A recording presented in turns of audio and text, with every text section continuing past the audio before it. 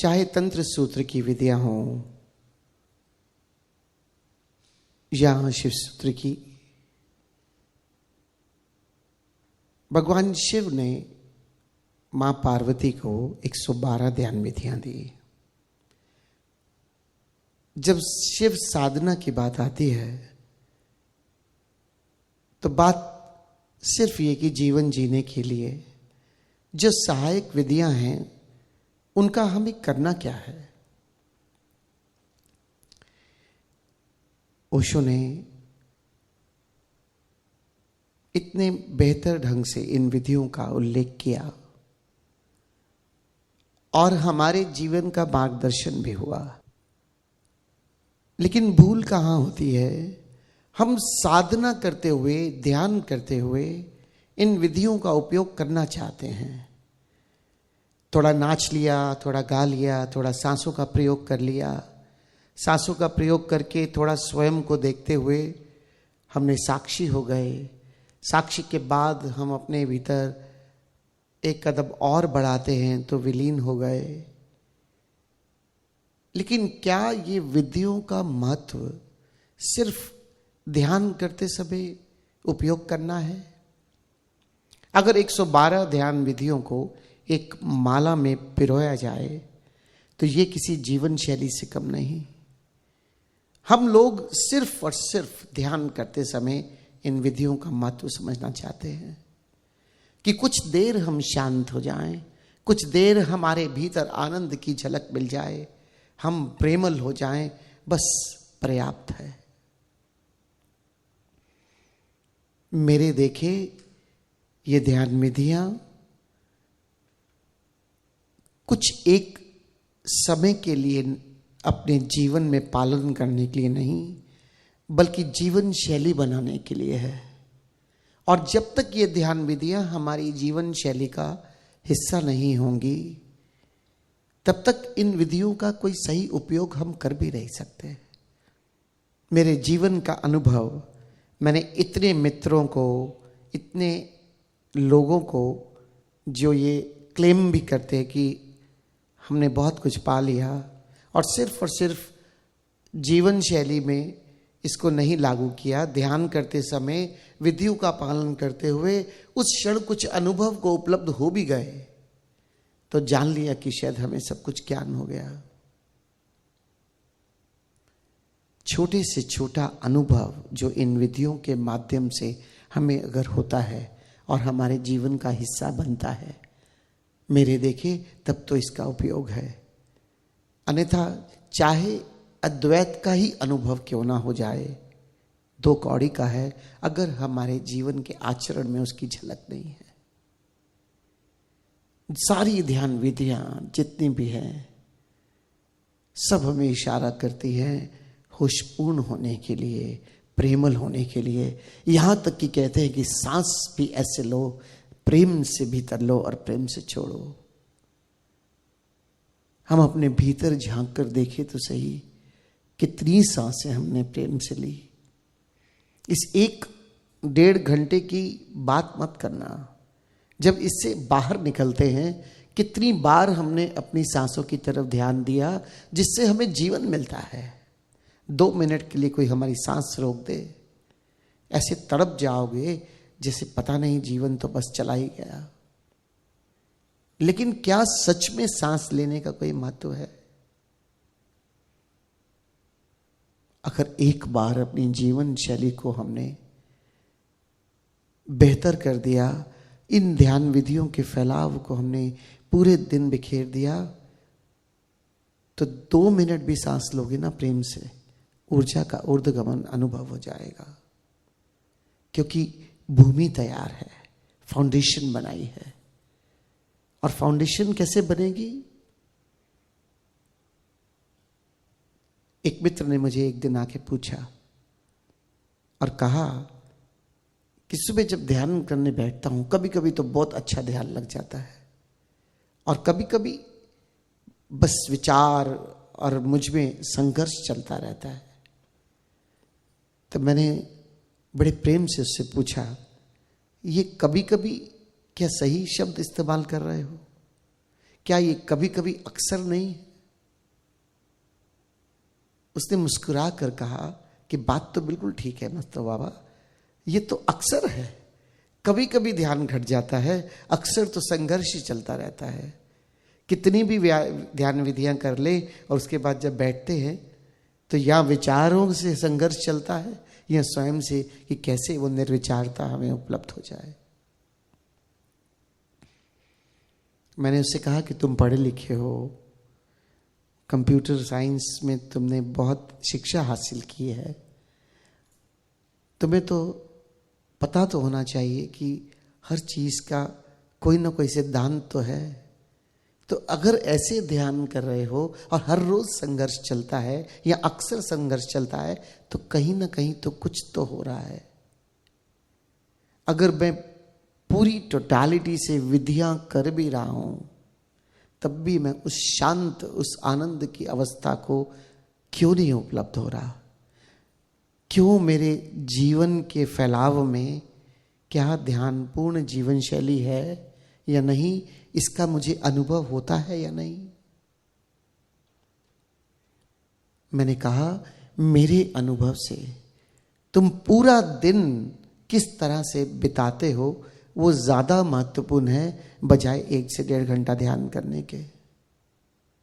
24 घंटे 8 घंटे सोने में निकाल दिए, 2 घंटे और मूर्छा में कुछ करते हुए निकाल दिए, बाकी 14 घंटे में तुमने 1.5 घंटा ध्यान भी किया, 2 घंटे प्रवचन सुन लिया, ध्यान किया, बाकी 12 घंटे की बात कौन करेगा? 2 घंटे में अपनी शांत अवस्था को बढ़ाने के लिए हमने पूरा प्रयास किया, लेकिन 12 घंटे अगर ध्यानपूर्ण जीवन शैली को उपलब्ध नहीं हुए तो अपने मन को हमने ताकतवर बना दिया। और अगले दिन सुबह जब हम ध्यान में बैठेंगे, क्या ये संघर्ष स्वाभाविक नहीं है? 2 घंटे आत्मा को पोषित किया, 12 घंटे मन को पोषित किया, क्या ये 2 घंटे या ये 12 घंटे 2 घंटे पर भारी नहीं पड़ेंगे? फिर हम कोशिश करते हैं कि चलो कोई विधियां करके हम शांत हो जाएं। मेरे देखे ये जो सारी तंत्र सूत्र की भगवान शिव की जो ध्यान विधियां हमें दी हैं, अगर हम अलग अलग समय में अपने जीवन जीते हुए इनका उपयोग करें, जितना ज्यादा से ज्यादा समय हम शांत और आनंदित हो सकते हैं, प्रेमल हो सकते हैं अपने शरीर के प्रति, अपने सांसों के प्रति, यहां तक कि अपने मन के प्रति भी, जो इतना सहयोग करता है मुझे जीवन में जीने के लिए। सारी की सारी जितने भी अनुभव की यादें मैं अपने सबकॉन्शियस माइंड के अंदर समेटे हुए बैठता हूं। अब जब बात करता हूं तो वही अनुभव शब्द बनकर मेरे वार्तालाप में निकलते हैं। क्या ये मन जो मुझे इतना सहयोग करता है, क्या मैंने कभी इसके प्रति भी अपना प्रेमल स्वभाव व्यक्त किया जीते हुए? क्या शरीर के प्रति कभी अहोभाव या धन्यवाद कभी इससे भरा मैंने उससे सच छोटा सा सवाल पूछा। मैंने कहा सुबह तुम नहा कर आए हो आज? कहता हाँ। मैंने कहा सच बताना, नहाते समय क्या सच में पानी को अनुभव किया? क्या पानी के स्पर्श को अपने शरीर पर अनुभव किया? क्या अपने शरीर को जब साबुन लगा रहे थे क्या इसके प्रति अहोभाव से भरे? वही बात समाप्त हो जाती है। और ये सारी तंत्र सूत्र की विधियां सांस लेने पर, स्पर्श के ऊपर, संवेदनशीलता को बढ़ाने के ऊपर, ये सारी की सारी विधियां अगर इसे माला में पिरोगे तो ये इसी तरह से व्यक्त करेंगी कि ध्यान 1-1.5 घंटे करने की जगह की चीज नहीं है, बल्कि अपने पूरे जीवन शैली को ध्यानपूर्ण बनाने की जरूरत है। थोड़ा सा जागरण, थोड़ा सा प्रेम, थोड़ा सा अहोभाव, स्वयं के प्रति भी और इस जगत के प्रति भी किसी भी ढंग से जोड़कर तो देखो। फिर देखो कि हर रोज शांत अवस्था बढ़ती चली जाती है या संघर्ष चलता रहेगा, स्वयं पता चल जाएगा। प्यारे मित्रों, बात सिर्फ इतनी है, ओशो ने इतने प्रवचन दिए, इतनी किताबें ओशो की हमारे सामने हैं, कितनी किताबों में कितना प्रतिशत ध्यान की विधियां हैं और बाकी किताबों में कितना प्रतिशत जीवन शैली जीने के सुझाव है, हम स्वयं देख लें।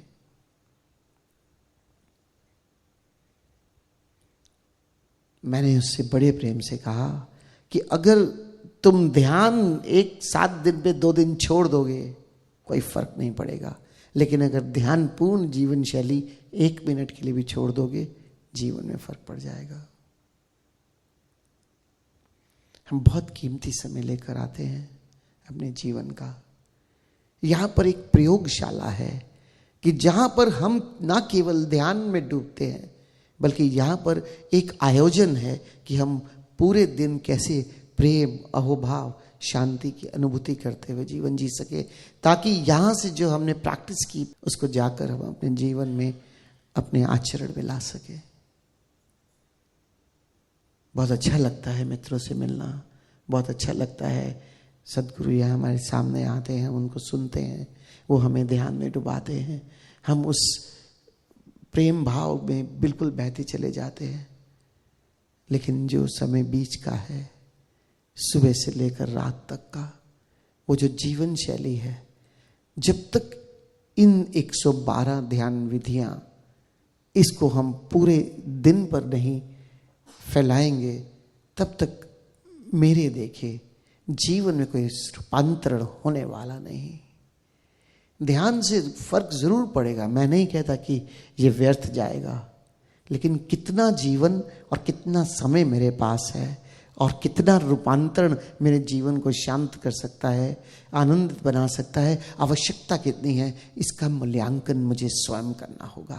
प्रायोरिटीज, पैसा भी चाहिए, पोजीशन भी चाहिए, घर भी चाहिए, सब कुछ चाहिए, नो डाउट हमारे जीवन की आवश्यकता है, उसके लिए प्रयास करना होगा। धन एक ऊर्जा है, उसे अर्जित करनी होगी। ओशो ने जोरबा दी बुद्धा कहा, बाहर भी फैलाओ और भीतर भी फैलाओ, लेकिन क्या इसकी बैलेंसिंग, इसकी सम्यकता हम अपने जीवन में ला रहे हैं, ये हमें स्वयं देखना होगा। इस संसार में कितना माया हमें खींचती है और कितना हमें स्वयं का ध्यान हमारे भीतर खींचता है, इसका हम स्वयं जान सकते हैं। आवश्यकता है इन विधियों को समझकर, एक एक दो दो पंक्तियों की विधियों को समझकर जितना ज्यादा से ज्यादा समय हम इनको अपने जीवन में ला सके। हर कृत्य जो हम जीवन में करते हैं वो एक ध्यान विधि हो सकता है। जोड़ना क्या है, सिर्फ थोड़ा सा होश और थोड़ा सा प्रेम। चाहे भोजन कर रहे हो, चाहे मित्रों के साथ हो, यहां तक कि किसी आयोजन में भी जाते हो, कोई फर्क नहीं पड़ता। हम जीते कैसे हैं इससे फर्क पड़ता है। अपनी जीवन शैली पर हमें काम करना होगा। ध्यान 1 से 1.5 घंटे का वो जीवन शैली में काम करने के लिए प्रेरक है। We have to earn the awareness from this meditation and then we have to perform and apply this awareness in the whole day. इसको लागू करो। इस ध्यान से जो हम अर्जित कर रहे हैं उसको फैला दो अपने पूरे दिन पर, और फिर अगले दिन सुबह स्वयं हमें पता चलेगा हम सोकर उठते कैसे हैं। 3 दिन करो, चौथे दिन आप अपने आप इसका फर्क देख सकते हो। उसने बड़े प्रेम से मुझे कहा कि चलो कोई तो ऐसा सूत्र बता दो जिससे कि मैं पूरे दिन को ध्यानपूर्ण जीवन शैली बना सकूं। मैंने कहा बहुत सरल है। हर 2.5 घंटे के बाद तुम्हारे पास स्मार्टफोन है, 1-2.5 घंटे के बाद एक अलार्म लगा दो और सिर्फ 5 से 10 मिनट के लिए स्वयं पर लौट आओ। क्या ये संभव है? उसने कहा हाँ, ये तो बहुत सरल है। कि देखिए अगर मैं किसी पार्टी पे बैठा हूँ, किसी मीटिंग में बैठा हूँ, तब क्या करूँ? मैंने कहा किसी मीटिंग में बैठे हुए अगर तुम्हें बाथरूम जाना होगा तो क्या करोगे? मीटिंग को छोड़ोगे 5 मिनट के लिए? Why can't you make your bathroom your meditation room for 10 minutes? तुम जाकर 10 मिनट 5 मिनट के लिए अपने बाथरूम में शिटपट पर बैठ जाना और अपनी सांसों को देखना। सबसे पहले शरीर को महसूस करना, शरीर के बाद सांसों को महसूस करना, सांसों के बाद अपने भीतर की शून्यता महसूस हो जाएगी और शून्यता में गूंजता हुआ नाद सुनाई दे देगा। काफी है, 10 मिनट पर्याप्त है। करके तो देखो। विधियों का फैलाव हो गया। और ये 10 मिनट तुम्हारे अगले 2.5 घंटे के लिए मोटिवेशन पैदा करेंगे, होश में जीने के लिए, प्रेम में जीने के लिए। छोटे छोटे उपाय हैं, छोटी छोटी विधियां हैं। संवेदनशीलता बढ़ानी है स्वयं के शरीर के प्रति, सांसों के प्रति, अपने भीतर की शून्यता के प्रति। और फिर देखो उसी समय सब कुछ उपलब्ध हो जाता है। बरस जाएगा वो परमात्मा, भर नहीं पाओगे, इतना बरसेगा। तुम क्या उसे छोड़ोगे, वो तुम्हें नहीं छोड़ेगा। तब जाकर ये शायद कबीर साहब की वाणी सत्य हो, सिमरन मेरा हरि करे मैं पाओ विश्राम। तुम अपने तरफ से कुछ एक कदम बढ़ाओ तो सही। जीवन का रूपांतरण ही सही साधना है, और ये सारी विधियां जीवन के रूपांतरण में सहयोगी हैं। किस तरह से जीवन रूपांतरित हो जाए पर्याप्त है।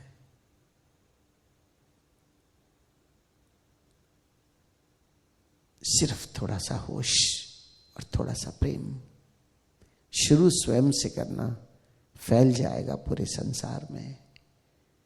फिर यहां गलती ना हो जाए कि शुरू बाहर से करना चले और लौट कर अपने आए, बात नहीं बनेगी। शुरू स्वयं से करना होगा, स्वयं को प्रेम करना होगा, स्वयं का सम्मान करना होगा, स्वयं के प्रति जागरूक होना होगा, और फिर इसका फैलाव पूरे जगत पर होगा।